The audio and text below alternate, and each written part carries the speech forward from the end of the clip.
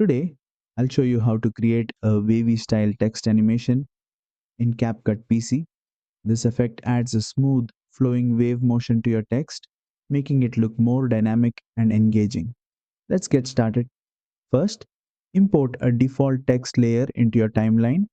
From the right side editing panel, customize the text style to match your project. You can experiment with different fonts, colors, and effects to make it stand out. Next, go to the Animation tab and click on the Loop tab.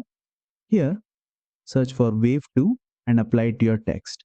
This effect creates a continuous wavy movement, making your text appear as if it's gently flowing. Now, let's refine the animation. Use the speed slider to control how fast the wave effect moves.